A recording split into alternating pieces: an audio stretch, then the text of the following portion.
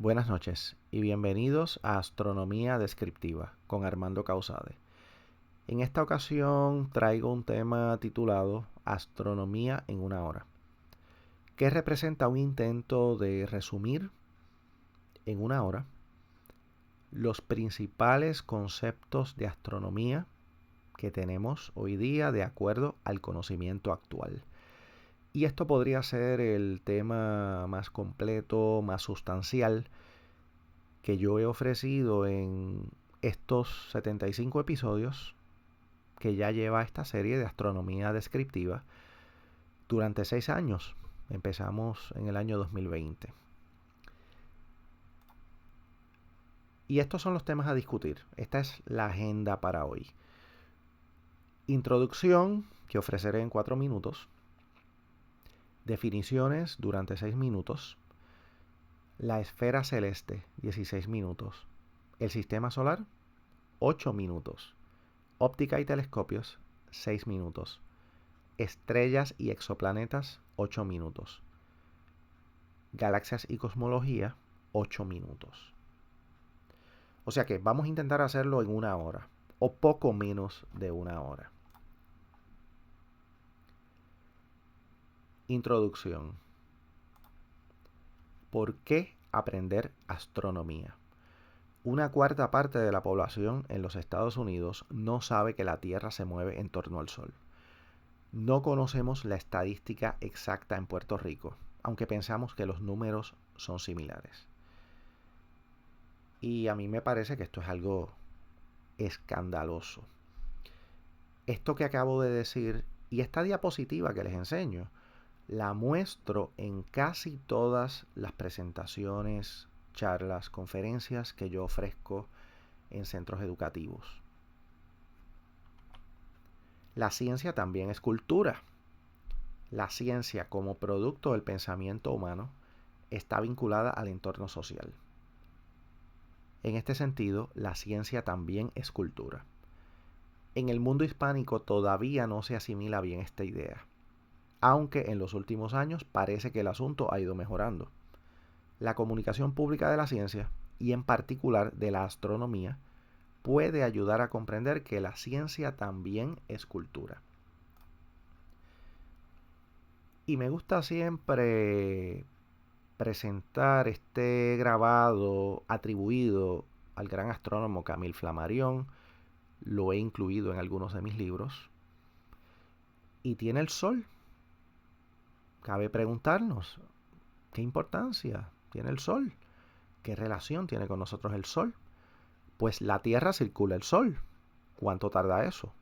1 año. El grabado también muestra la Luna.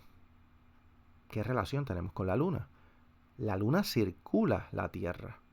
¿Cuánto tarda eso? 1 mes. Vemos también en este grabado las estrellas del cielo. ¿Qué son las estrellas? Son otros soles. O más importante que eso, el Sol es una estrella. Y esos son algunos de los conceptos fundamentales de astronomía que todos deberíamos conocer. Y más importante que eso, me parece que son elementos básicos de cultura general que todos deberíamos conocer.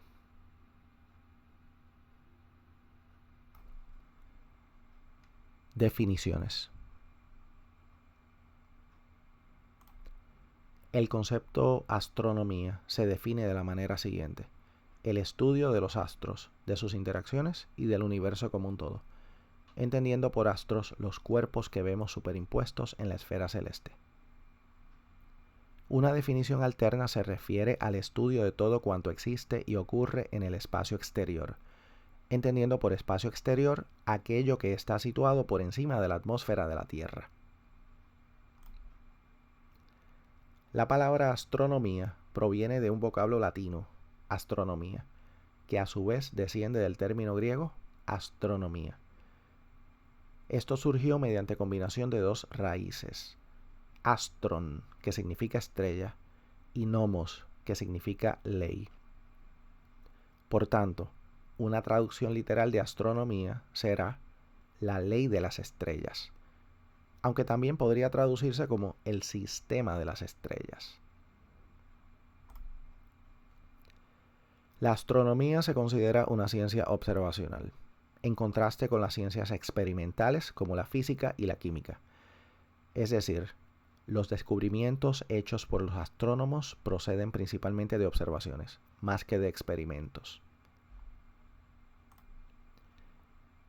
Es cierto que a veces sí se hacen experimentos y simulaciones numéricas mediante computadoras, pero el cimiento de la astronomía yace en la evidencia observacional, y las teorías actualmente vigentes se nutren de dichas observaciones.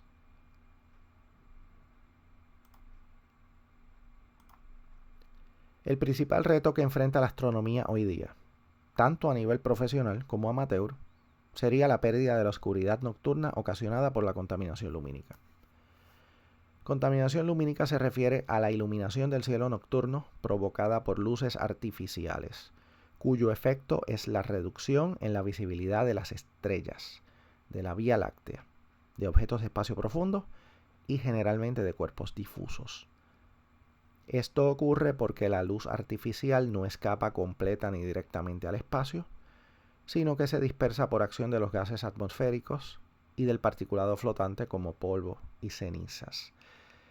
Esta fotografía del año 1990 que tuve la oportunidad de tomar desde el interior de la isla, desde una montaña, en el interior mirando hacia la zona metropolitana de San Juan.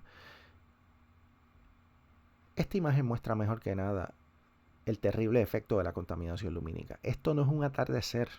Esta fotografía se hizo a las 10 de la noche y muestra un cielo completamente blanqueado donde no se ven estrellas o si acaso una o dos estrellas. Pero aquí no se ve nada. En contraste, tenemos esta otra vista que muestra cielos oscuros en Puerto Rico en el año 2015 sin contaminación lumínica. Esta fotografía no es mía. Es de un amigo, un estudiante, Javier Román Nieves, que me encontré hace unos años enseñando cursos en la Universidad Ana G. Méndez. Y él, que es fotógrafo, me contó que había visitado la Reserva Natural Isla de Mona, había hecho algunas fotografías interesantes que compartió conmigo. Le pedí permiso para reproducir esta fotografía en mi libro Astronomía Descriptiva y mostrarla en presentaciones. Y me permitió hacerlo y vemos que no solamente se trata de ver muchas estrellas.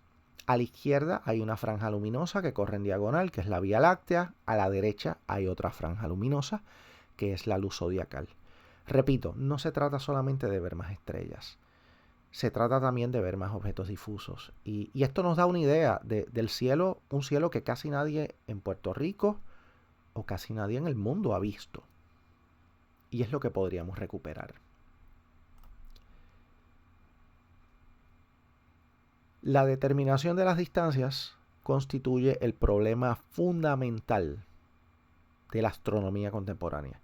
Y en gran medida los avances astronómicos están condicionados por las mejoras en la calibración de las escalas. La dificultad radica en que no existe un solo método que funcione de manera global para todas las distancias, sino una diversidad de técnicas que pueden solo emplearse dentro de un estrecho rango. En el sistema solar, las distancias se miden en unidades astronómicas, que tienen valor de 150 millones de kilómetros. Por ejemplo, el Sol dista de la Tierra exactamente una unidad astronómica. Entre estrellas y galaxias, las distancias se miden en años luz, que valen 9,5 trillones de kilómetros, esos son trillones americanos, o 9,5 billones de kilómetros, billones europeos. Las distancias de las estrellas comienzan a partir de 4 años luz, con el caso de la estrella Alpha Centauri, la más cercana a nosotros más allá del Sol. Y algunas galaxias vecinas distan 200.000 años luz. Recordemos lo siguiente, y esto es importante. En el universo, nada está quieto. Todo se mueve y las distancias cambian. Ningún astro permanece intacto. Y todo cambia con el paso del tiempo. Este asunto de las distancias es tan importante que me gustaría referirles a una presentación de hace un par de años. Fue el episodio número 53 de Astronomía Descriptiva, titulado La escala del universo en 9 cuadros, de 13 de septiembre de 2024. Es una charla de 30 minutos que muestra la escala del universo en 9 cuadros, todo visualmente y todo presentado mediante imágenes. Así que pienso que esa charla puede complementar muy bien esta presentación que están viendo. Esfera celeste. Cuando miramos el cielo nocturno, podemos ver que el cielo tiene la forma de una esfera, de la cual solamente vemos la mitad, porque la otra mitad está escondida debajo del horizonte. En esa esfera vemos constelaciones. La esfera celeste está segregada en 88 lotes, 88 espacios, sin dejar ningún espacio vacío, lo cual llamamos constelaciones.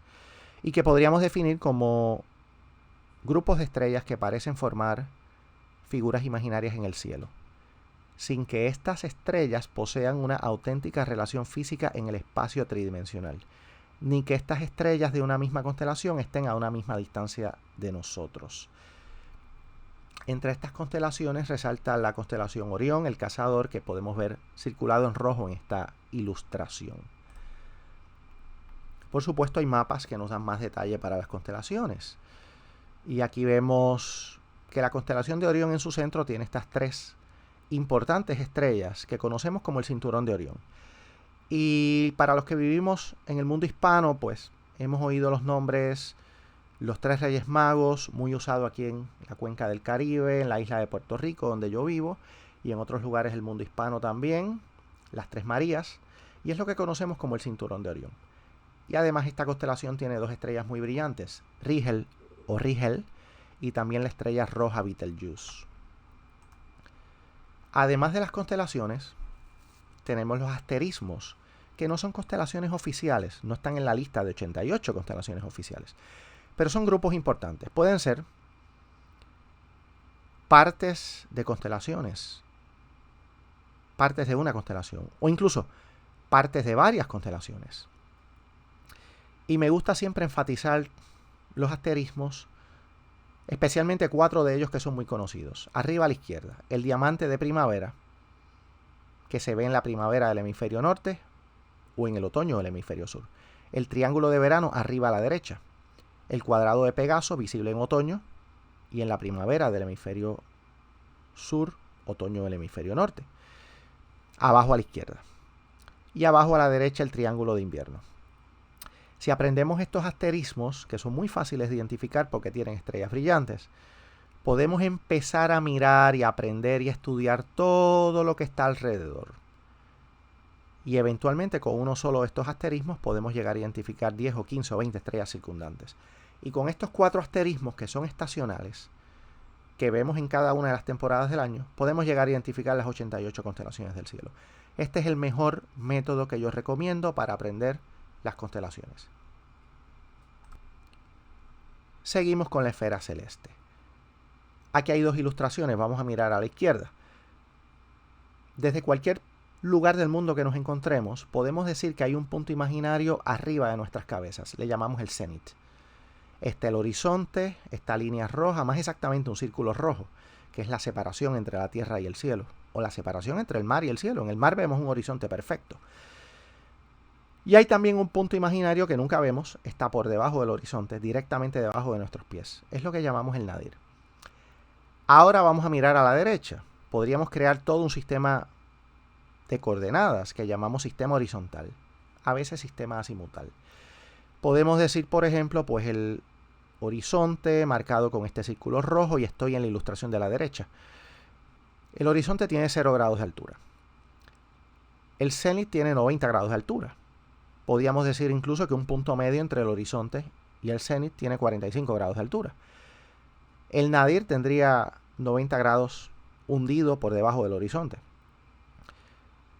Incluso podríamos tener Aparte de la altura, podríamos tener un azimuto, que es como un giro, comenzando en el norte, que tiene 0 grados, pasando por el este, que tiene 90 grados, pasando por el sur, que tiene 180 grados de azimuto, y pasando por el oeste, con 270 grados de azimuto.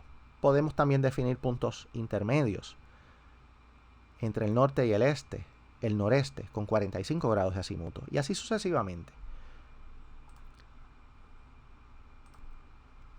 Si empezamos a hacer referencia a algún lugar específico de la Tierra, podríamos entonces traer un sistema ecuatorial de coordenadas. Vamos a ver el diagrama que está a la izquierda. El globo terráqueo de la Tierra lo vemos en el medio. Si proyectamos el polo norte geográfico de la Tierra a distancia infinita en la esfera celeste, tendríamos el polo norte celeste. Si proyectamos el ecuador geográfico de la Tierra en la esfera celeste, tendríamos un ecuador celeste marcado aquí con un círculo de color rojo y también un polo sur celeste.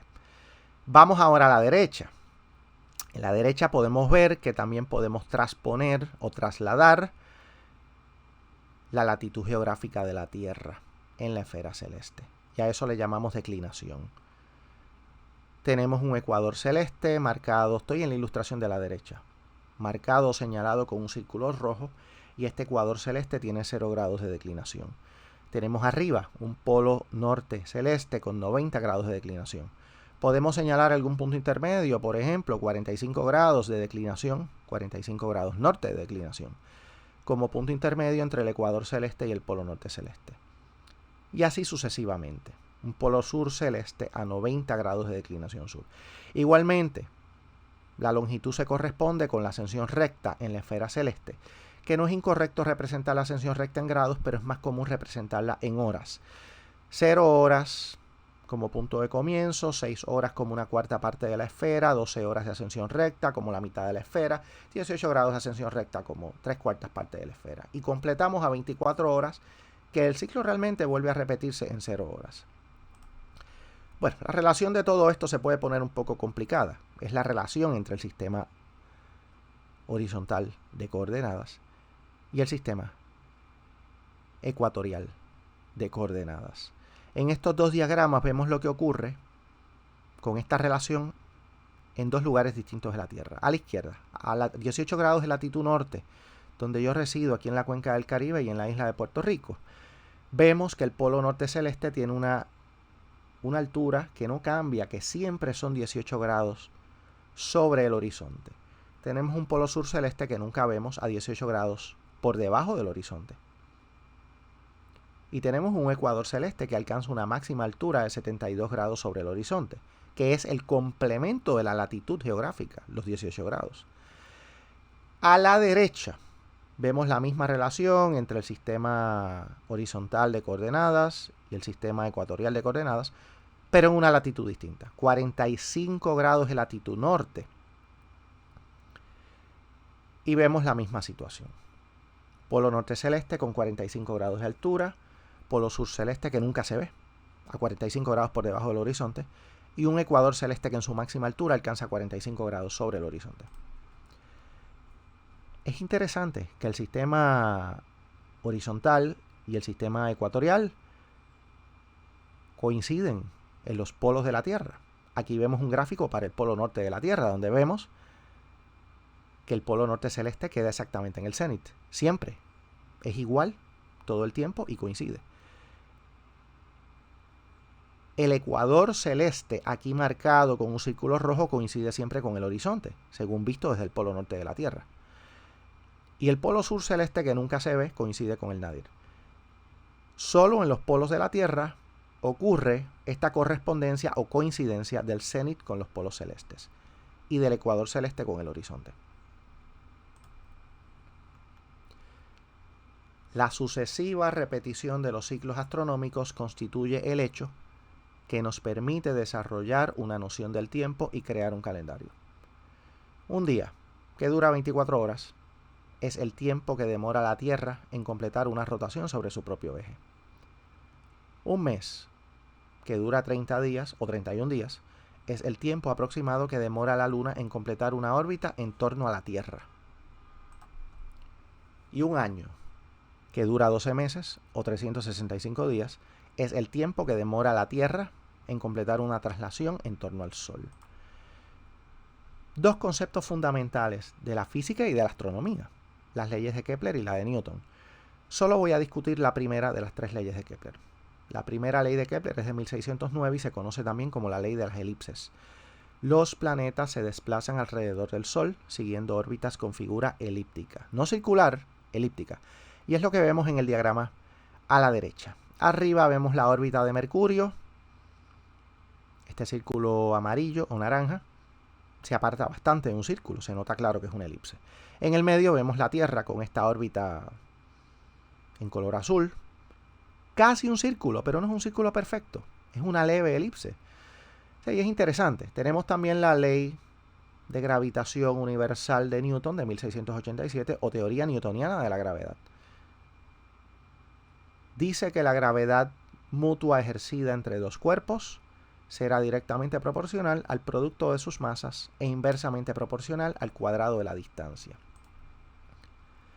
El concepto movimiento resulta fundamental para la astronomía, pues en el universo nada permanece en reposo. Una órbita es la trayectoria, siempre curvada, y gobernada por la gravedad que realiza un astro cualquiera, pero ninguna órbita es perfectamente circular. Y la distancia entre dos astros cambiará a lo largo del ciclo orbital. Las órbitas nunca constituyen sistemas aislados, sino que están sujetas a las perturbaciones gravitatorias causadas por astros circundantes. Dicho en palabras simples, las órbitas están siempre sujetas a cambio. Aquí entramos en un concepto fundamental de la astronomía, la eclíptica, que es el paso aparente del Sol durante un año, el paso aparente del Sol sobre la esfera celeste, sobre la bóveda celeste, a lo largo de un año, atravesando 13 constelaciones que llamamos zodiacales. La eclíptica es esta curva de color rojo que he ilustrado, mientras que el ecuador celeste aparece en azul, trazado como una recta en el medio. Alguien dirá, qué cosa rara que esta eclíptica no coincide con el ecuador celeste. La razón la vamos a ver en la próxima diapositiva. Pero bueno, por ahora podemos ver que la eclíptica y el ecuador celeste sí tienen dos puntos de encuentro, que son los equinoccios. Son los puntos de encuentro entre el ecuador celeste y la eclíptica. Y vemos dos puntos de mayor divergencia entre el ecuador celeste y la eclíptica, que son los solsticios. Ahí hemos aprendido algo nuevo. Y esto es lo que vemos desde el cielo de la Tierra. A diferencia de esta nueva diapositiva que muestra una perspectiva completamente distinta. Es lo que vemos desde el espacio exterior, como si fuéramos a volar en una nave espacial. Aquí vemos que el ecuador terrestre no coincide con el plano de la eclíptica. Hay una inclinación de 23 grados. O sea, el movimiento de rotación de la Tierra que define el ecuador terrestre y los polos terrestres no tienen coincidencia con el movimiento orbital de la Tierra, que es lo mismo que el plano de la eclíptica. Esa es otra definición. El plano de la eclíptica es la órbita de la Tierra proyectada en la esfera celeste. No coincide el ecuador celeste y la eclíptica. Hay una inclinación de 23 grados. Y esta es la razón. Tuvimos que cambiar de perspectiva para poderlo ver de una manera más clara. Y aquí vemos los solsticios con esta nueva perspectiva, no mirando el cielo, saliendo a volar en una nave espacial en espacio exterior. En los solsticios, los rayos solares llegan muy inclinados, con 23 grados de inclinación relativo al ecuador de la Tierra. En el equinoccio, ahí sí, los rayos solares llegan directamente sobre el ecuador de la Tierra. Y podemos ver que los solsticios y los equinoccios no solamente son puntos en la esfera celeste, también son momentos del año.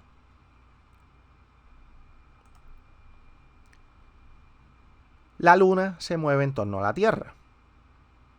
Ese movimiento tarda un mes. Y el ciclo de fases lunares, que se repite cada 29 días y medio, depende de este movimiento que tiene la Luna en torno a la Tierra y de su relativo ángulo con relación al Sol. Pero hay una situación tremenda. Y es que la Luna tarda 27 días en circular la Tierra. A eso le llamamos mes sidéreo. Sin embargo, el ciclo de las fases lunares tarda 29 días y medio en repetirse. A eso le llamamos mes sinódico. ¿Y qué ocurre aquí? Bueno, los dos ciclos tendrían una coincidencia en 27 días en el mes sidéreo si la Tierra estuviera quieta, cosa que no ocurre porque la Tierra se mueve en torno al Sol. Y al adelantarse la Tierra un mes completo en su propia órbita, la Luna requerirá unos 2 días y 5 horas adicionales para volver a alinearse con nuestro planeta y con el Sol. Y esa es la razón por qué estos dos ciclos no coinciden. Brevemente voy a hablar sobre los eclipses y antes de entrar en este tema, pues hay que dar la advertencia de rigor. Nunca mira el Sol. La ceguera causada por la luz solar es incurable. En los eclipses el Sol siempre está en uno de los extremos. Los eclipses son el resultado de una alineación exacta de la Tierra, de la Luna y el Sol, con el Sol siempre situado en un extremo. Vamos a la ilustración de arriba. En un eclipse de Sol, la Luna está en el medio y la Tierra en el otro extremo y recibe una sombra creada por la Luna. Y las personas que se encuentren en un lugar preciso de la Tierra que recibe esa sombra lunar tendrán por varios minutos un eclipse solar y tendrán oscuridad por varios minutos. Vamos a la ilustración de abajo. En el eclipse de la Luna es la Tierra la que está metida en el medio y crea una sombra que se proyecta en la Luna. Y por eso la Luna queda oscurecida, no completamente, porque siempre se filtra un poco de luz por la atmósfera terrestre. No completamente, pero queda un poco oscurecida. Y aquí podemos ver lo que ocurre. A la izquierda tenemos un eclipse solar parcial que tuve la oportunidad de retratar en el año 2005 con un telescopio pequeño. No es un eclipse total, es parcial en el sentido que la Luna estaba ocultando como un 25% del disco solar. Vemos de hecho que la Luna se está empezando a presentar sobre el disco solar. Se ha comido una parte del Sol. A la derecha vemos un eclipse total de la Luna que tuve la oportunidad de fotografiar en el 2004 con la Luna muy oscurecida, no completamente, porque siempre se cuela algo a través de la atmósfera terrestre y lo que pasa es una luz de un color rojo muy profundo. Así que aquí volvemos a la perspectiva de mirar el cielo y mirar la esfera celeste y tienen una idea de cómo se ven estos eclipses.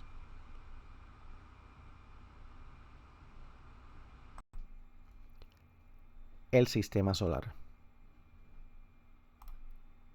La expresión sistema solar se utiliza para denominar el conjunto de los astros sometidos a la influencia gravitatoria del Sol.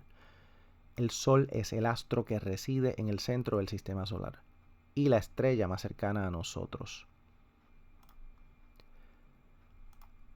El sistema solar se formó hace 4.500 millones de años, según las teorías vigentes al día de hoy. La teoría nebular es el modelo más aceptado hoy día para explicar la formación del sistema solar y de otros sistemas planetarios.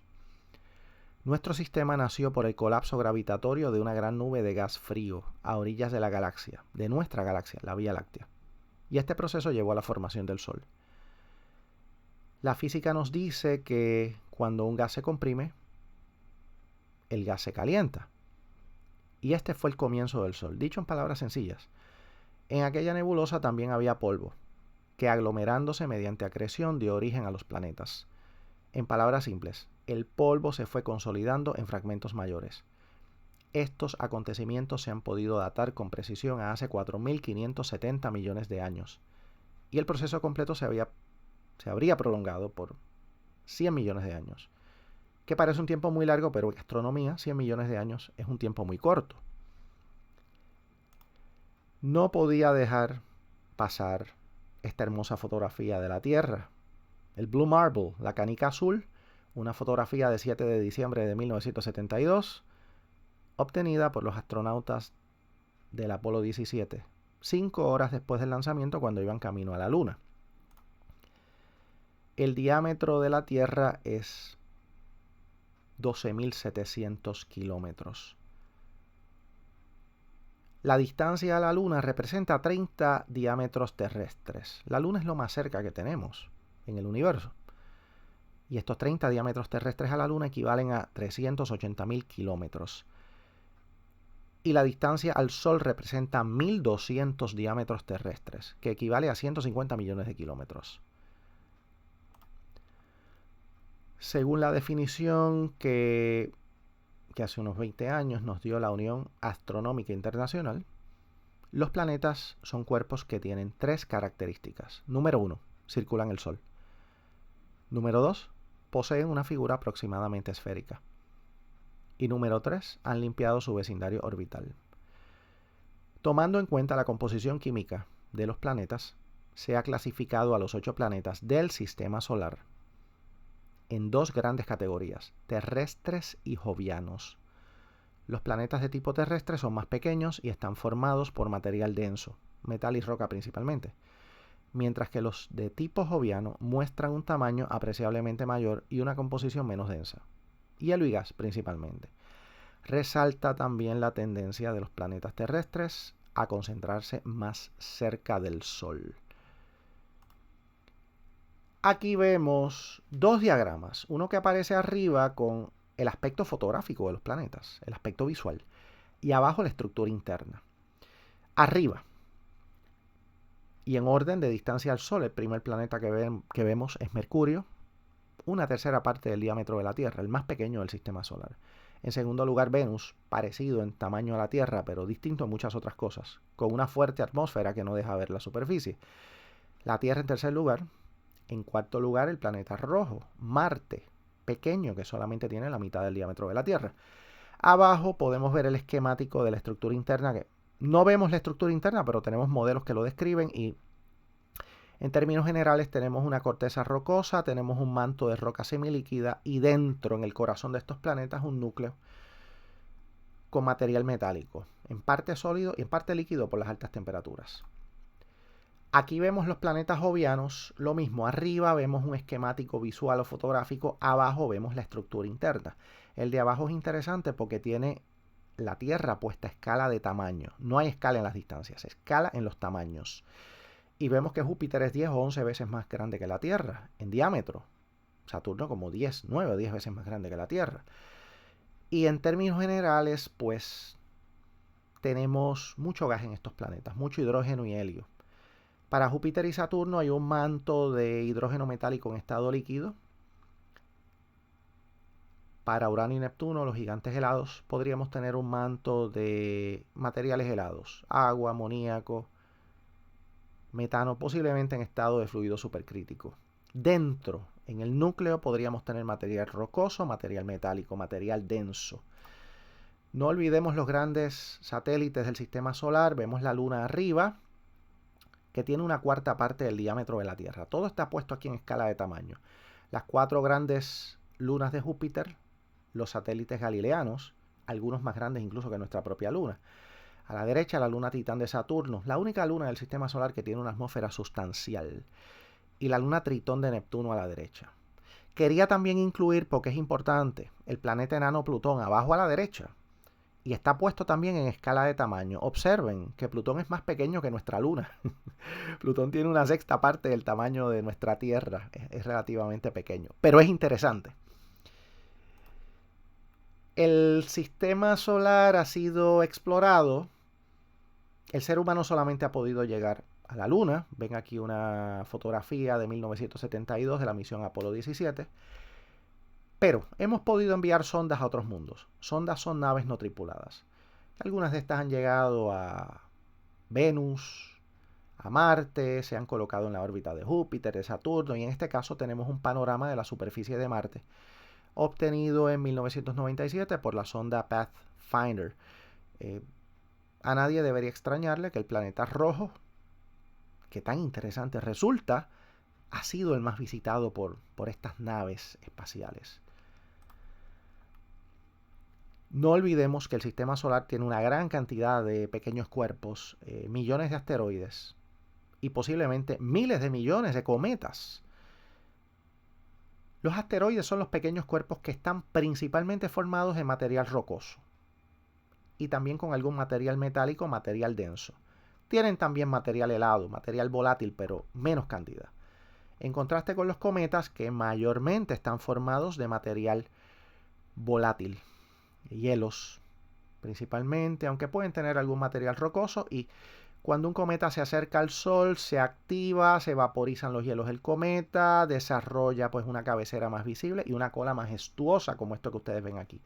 En esta fotografía del cometa McNaught, el asteroide que vimos anteriormente fue tomado y captado fotográficamente desde el espacio. Esto es una fotografía tomada en la Tierra en el año 2007.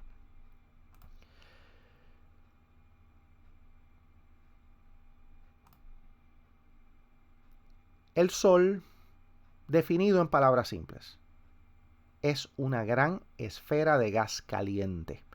La materia del Sol consiste en 3/4 partes hidrógeno y 1/4 parte helio. La temperatura de superficie en el Sol es de unos 5700 Kelvin y en el núcleo, que no podemos ver desde afuera, unos 15 millones de Kelvin. Las manchas solares que vemos en la superficie del Sol, como en esta fotografía, son regiones de menor temperatura.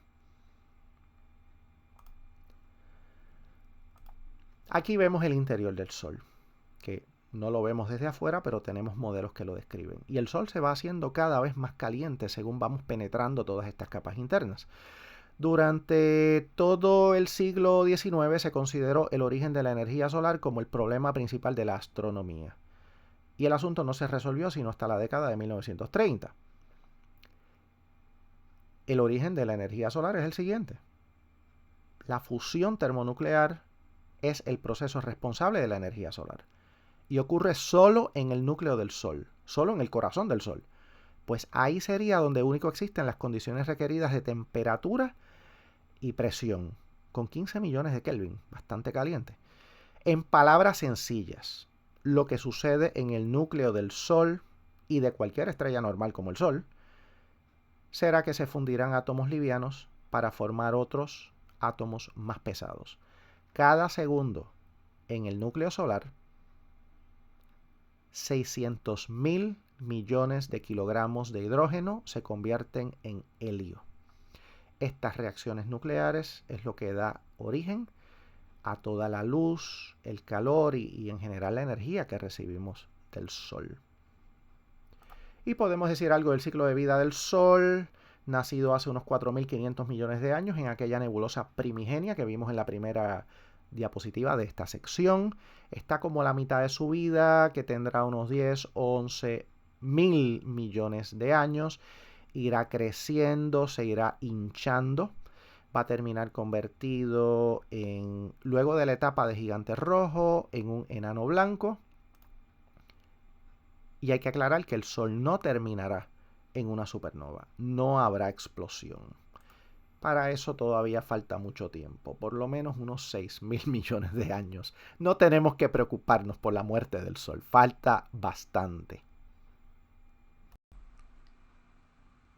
Óptica y telescopios.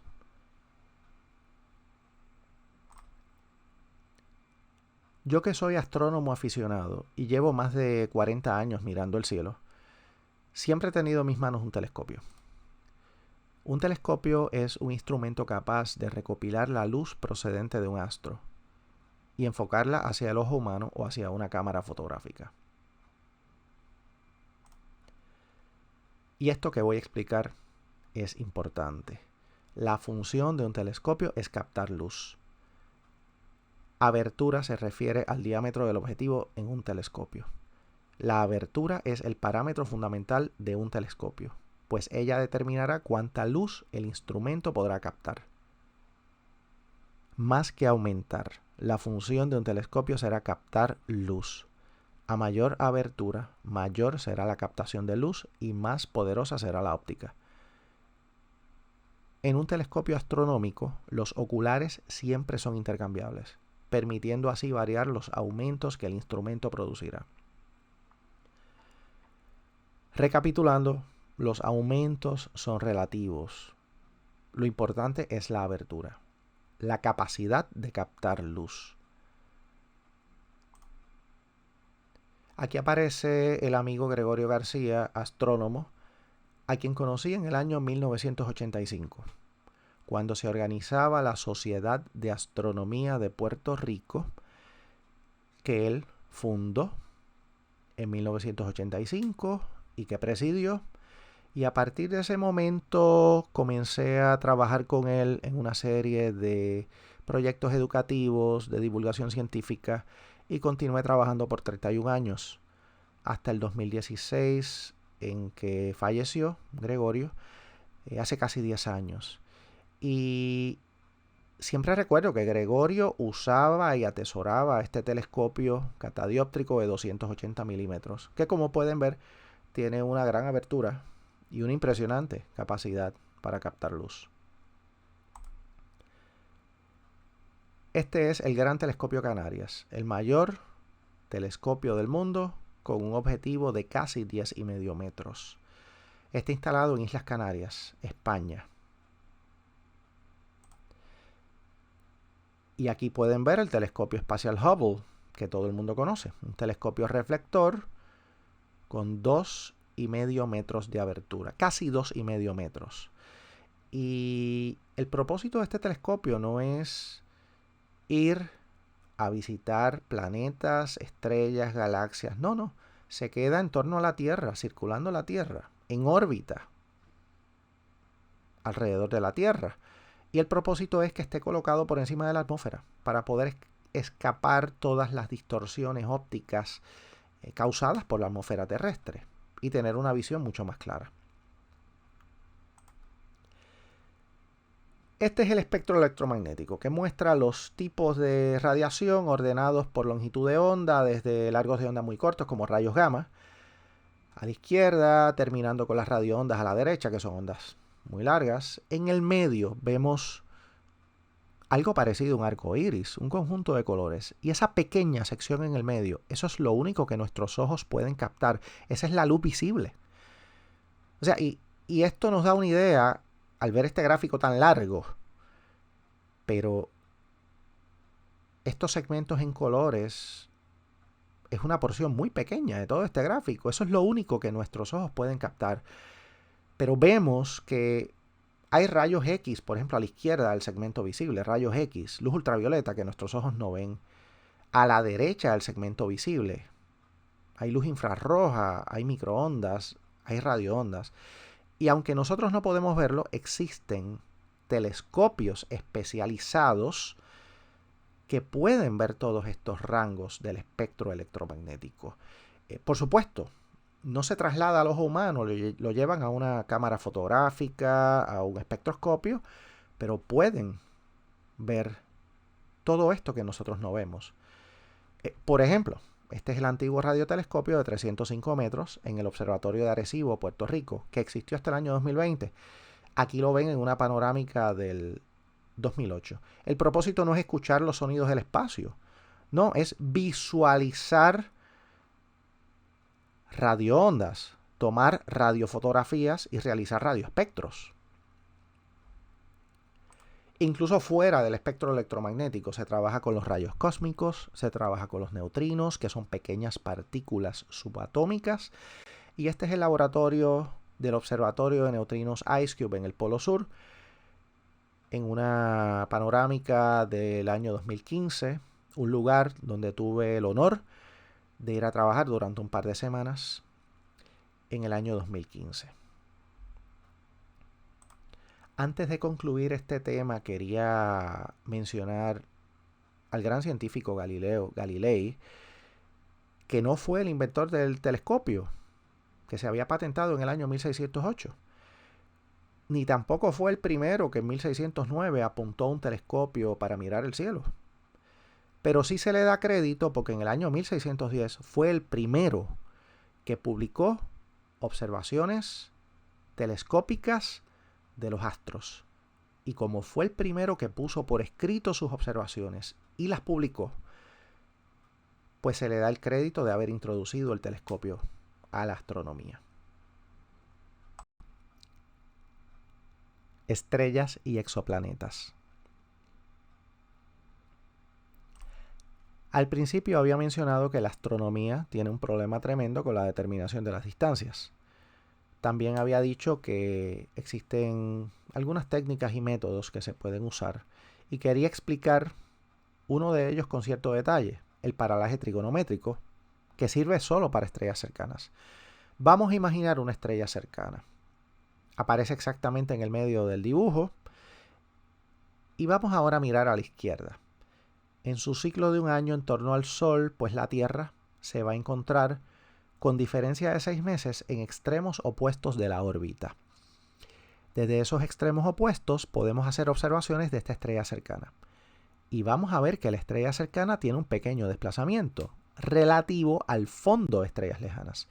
Eso es un ángulo que nunca excede de un segundo de arco. Es un ángulo pequeño, pero lo podemos medir y sirve para determinar distancias.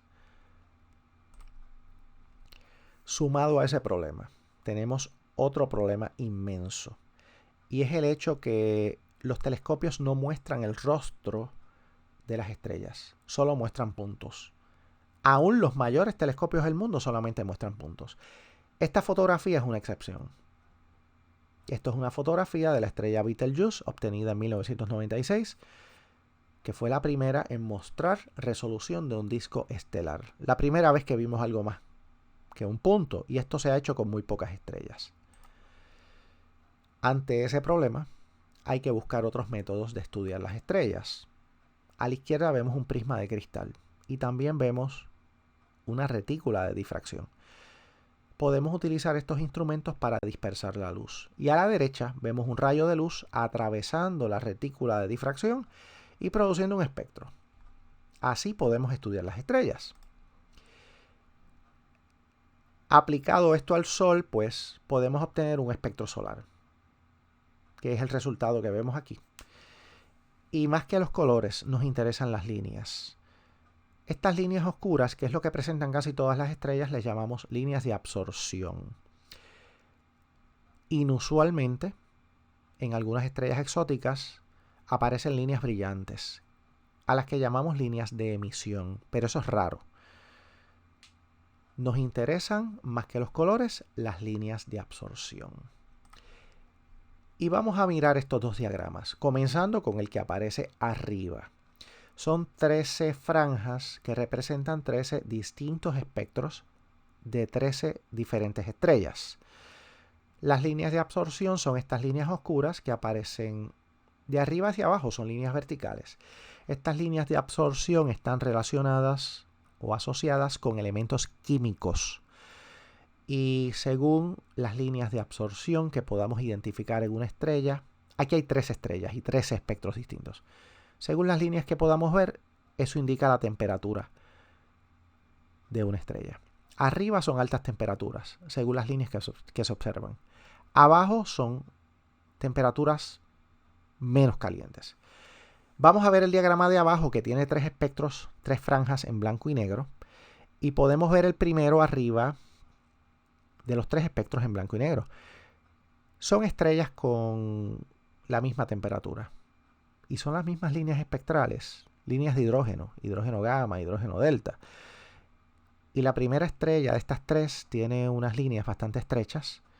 Eso representa una estrella bastante luminosa. Abajo vemos una estrella con líneas de hidrógeno muy anchas y eso representa una estrella poco luminosa. O sea que según las líneas que podamos ver, podemos conocer la temperatura de una estrella. Y abajo, según el espesor que tengan estas líneas, podemos saber la luminosidad de una estrella. Con temperatura y luminosidad podemos hacer un gráfico interesante. En la primera mitad del siglo XX se empezó a dibujar el diagrama HR.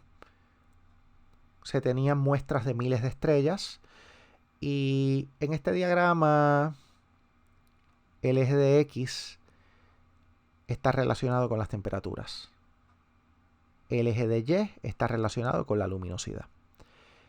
Y el hallazgo más sobresaliente fue que las estrellas no quedaban dispersas en el diagrama de una manera aleatoria, sino que se aglomeraban entre sí en esta curva que podemos ver que le llamamos la secuencia principal y que incorpora el 90% del censo estelar. Y en la primera mitad del siglo XX no tardaron los astrónomos en darse cuenta que esa secuencia principal, donde estaba la mayoría de las estrellas y el Sol parece estar como en el medio, esa secuencia principal representa una secuencia de masas. tenemos un rango de masas que va como desde las 120 masas solares, que son las estrellas que aparecen arriba a la izquierda, esas estrellas azules, muy luminosas y muy calientes, son estrellas altamente masivas. En el medio de la secuencia principal vemos estrellas amarillas parecidas al Sol, de masa mediana, similar al Sol. Abajo y a la derecha, que vemos esas estrellas enrojecidas, son estrellas de poca luminosidad, las estrellas menos calientes, y son estrellas de poca masa, entonces quedan en el rango inferior de las masas, que empezaría como en unas 8 centésimas de masas solares. En efecto, la masa es el parámetro fundamental de una estrella, en el sentido que la masa determina la vida de una estrella, cómo evoluciona y cómo muere. Estrellas altamente masivas, como 100 o 120 masas solares, viven poco porque consumen su material más rápido. Estrellas poco masivas, 8 o 10 centésimas la masa del Sol, pues viven bastante, conservan su material más tiempo. Y hay 4 caminos principales de evolución. El primero, arriba, dice estrella pequeña, muestra una estrella roja. Ahí es donde estarían la mayoría de las estrellas, pero es un camino muy largo. 500.000 millones de años es mayor que la edad del universo. Ese camino todavía no se ha completado. No han muerto las estrellas de ese camino todavía. Me interesa más el segundo camino, que comienza con una estrella mediana que es representado en amarillo y es una estrella parecida al Sol. Y también me interesa el tercer camino, que aparece al principio señalado con una estrella azul que dice estrella grande. Vamos al segundo camino, estrella mediana, masa 0.4 a 8 soles. Esas estrellas evolucionan hasta terminar en un estado bastante hinchado, donde se convierten en estrellas gigantes de color naranja o rojo. Terminan con una nebulosa planetaria, no hay explosión, no hay supernova, y el remanente es un enano blanco. Vamos abajo, al tercer camino, estrella grande, masa 8 a 40 soles, la estrella que dibuja en azul, 10 a 50 millones de años. Bastante más corto que la vida esperada del Sol, que serían como unos 10.000 millones de años. Bastante más corto. Estas estrellas evolucionan a ser supergigantes, tienen una supernova, dejan un remanente de supernova y en última instancia una estrella de neutrones. Vamos a hablar un poco de estos remanentes estelares. Vemos el espacio arriba, en estos gráficos monocromáticos en blanco y negro. Arriba dice enana blanca y vemos que el espacio en torno a un enano blanco está curvado. Una estrella de neutrones tiene un espacio más curvado todavía. Y un agujero negro, arriba a la derecha, tiene un espacio tan curvado que el espacio casi se rompe alrededor de un agujero negro. Y ya no podemos usar la teoría de la gravitación universal de Newton para explicar este espacio curvado. Tenemos que recurrir a la teoría general de la relatividad de Einstein, que es una nueva teoría de la gravedad.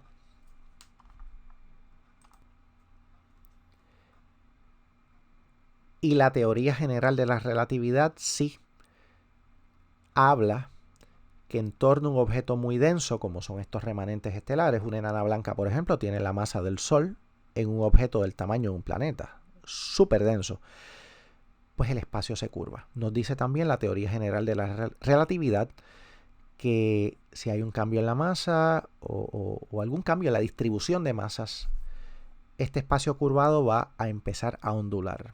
Esa es la pequeña película que tengo colocada abajo, que son las ondas gravitatorias. Y bueno, antes de terminar este tema podemos mencionar brevemente los exoplanetas. Casi ningún exoplaneta ha podido ser fotografiado. No conocemos los rostros de los exoplanetas. Y todas esas hermosas pinturas son eso mismo, son ilustraciones. Y este es uno de los pocos que se ha podido fotografiar. Aquí vemos una estrella que la han tapado completamente. Han tapado la estrella para que entonces los 4 planetas que tiene alrededor puedan verse. Los primeros exoplanetas encontrados alrededor de otra estrella fueron anunciados en la revista Nature de 9 de enero de 1992 por Alexander Bolchan y Dale Frail. respectivamente del Observatorio de Arecibo en Puerto Rico y del Observatorio Nacional de Radioastronomía en Nuevo México.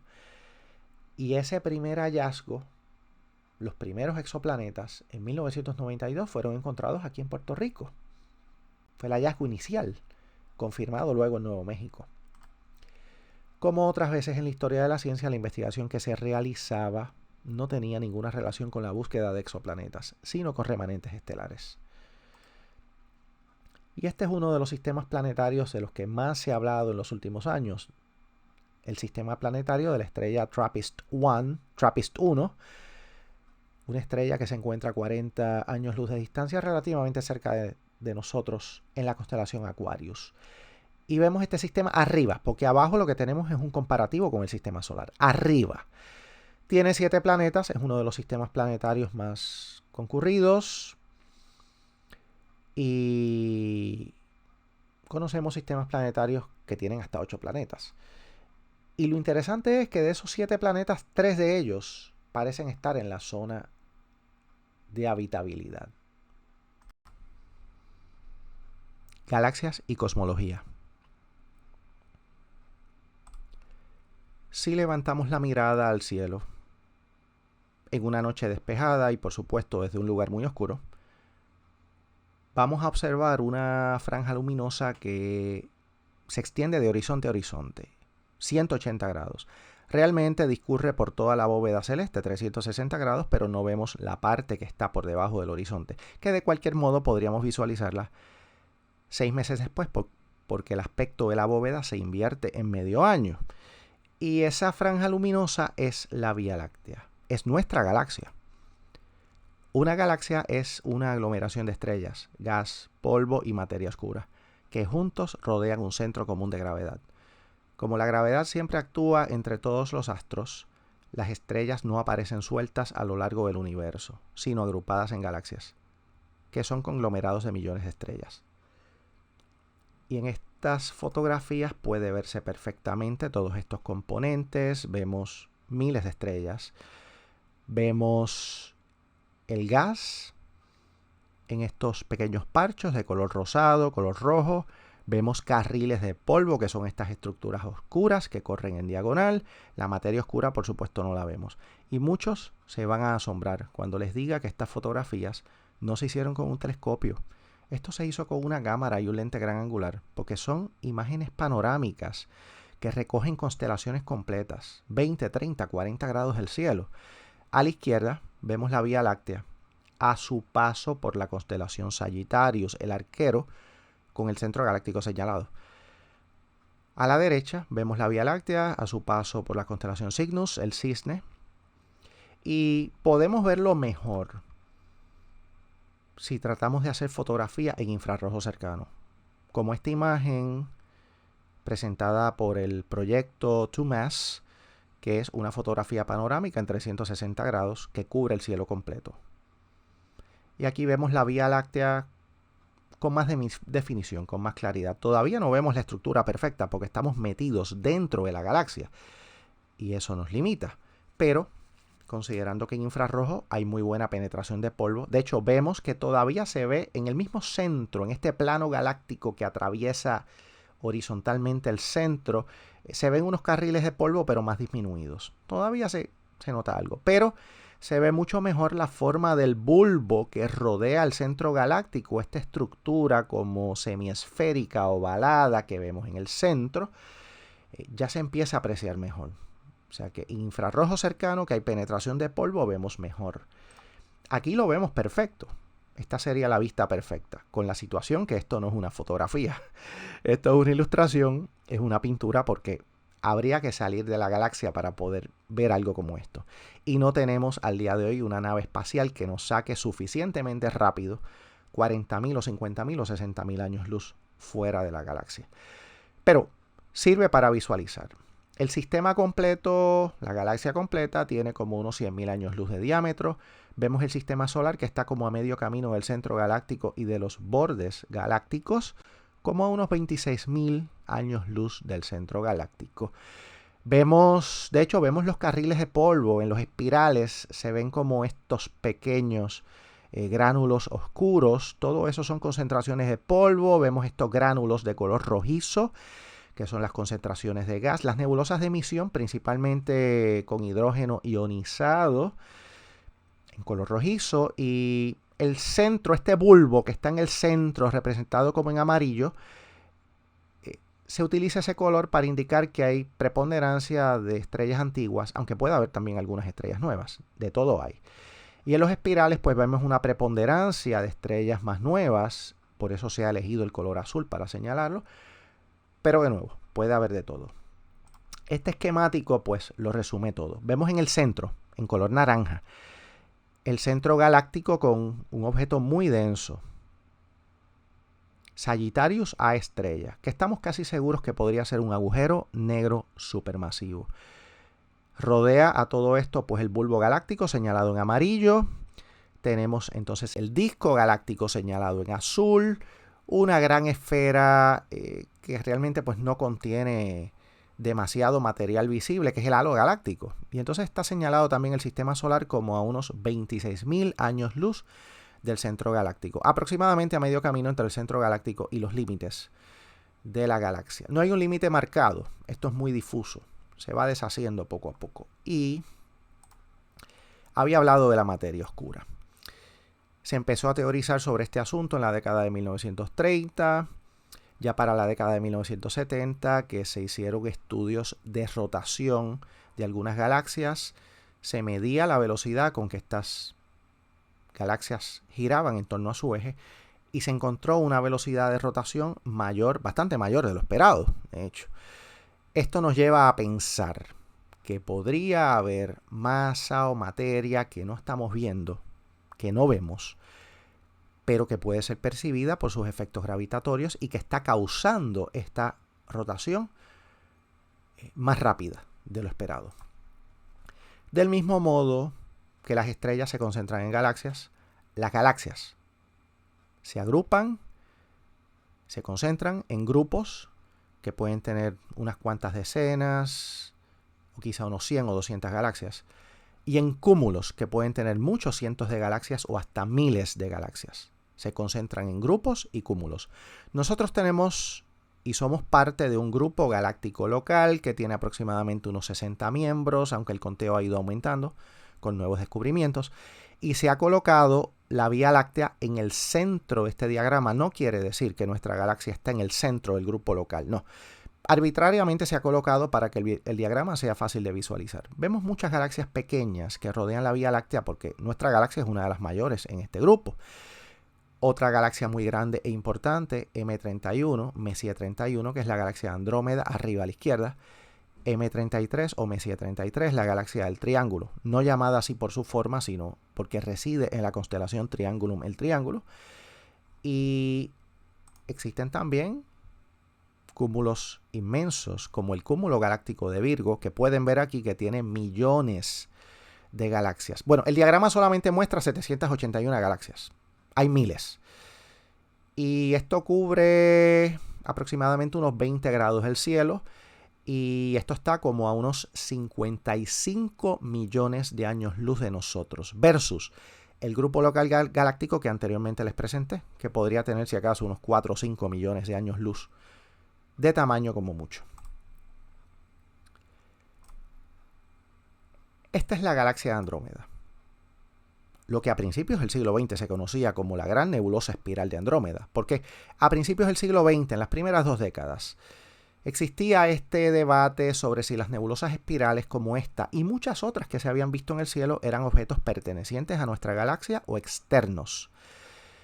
Entre 1923 y 1924, el astrónomo Edwin Hubble hizo fotografías de la galaxia de Andrómeda que le permitieron identificar ciertas estrellas, llamadas cefeidas, que le permitieron medir por primera vez la distancia de una nebulosa espiral. La distancia para esta galaxia de Andrómeda resultó tan alta, millones de años luz, que rebasaba por mucho los límites de nuestra galaxia, unos 100.000 años luz.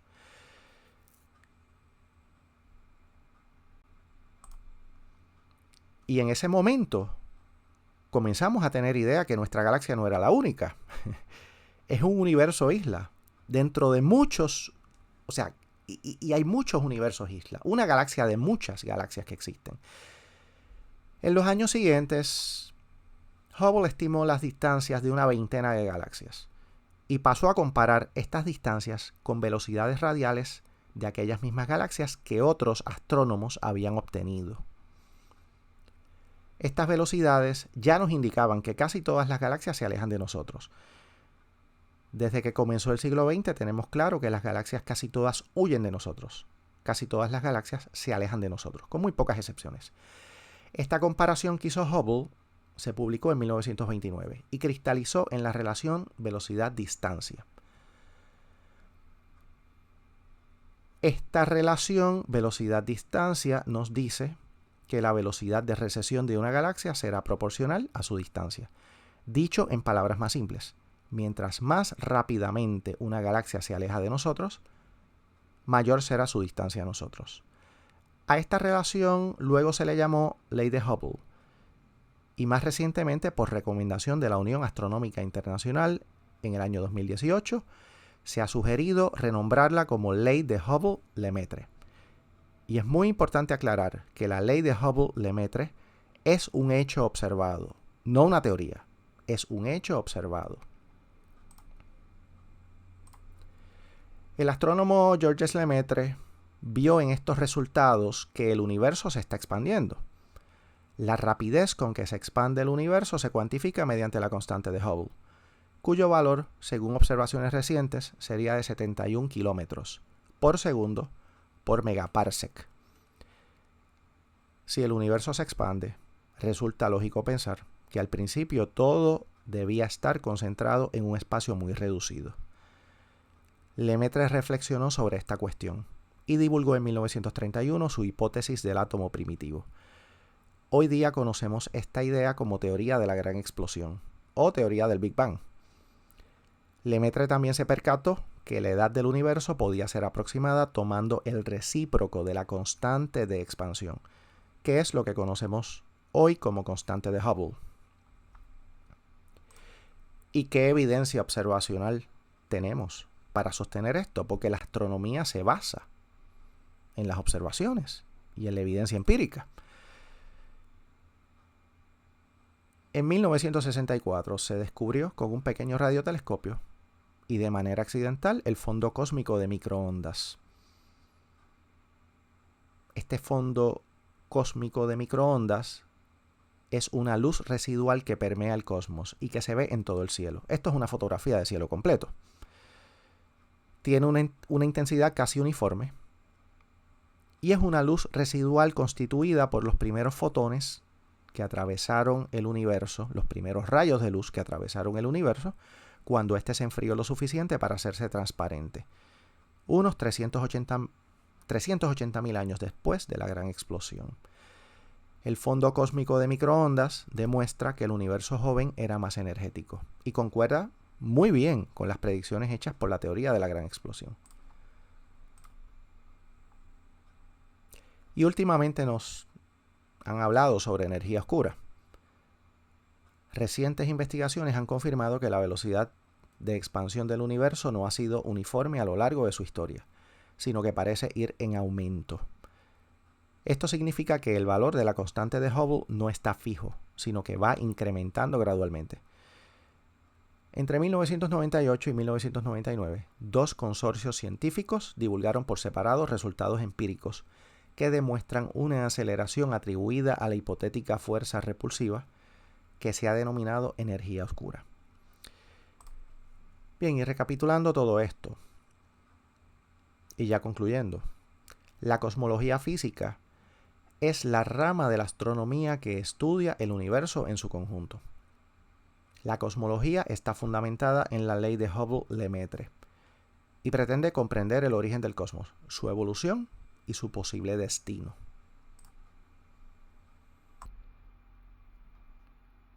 Ya concluyendo, hay dos presentaciones que yo recomiendo luego de terminar esta charla. Y estos enlaces aparecen colocados en la descripción del vídeo.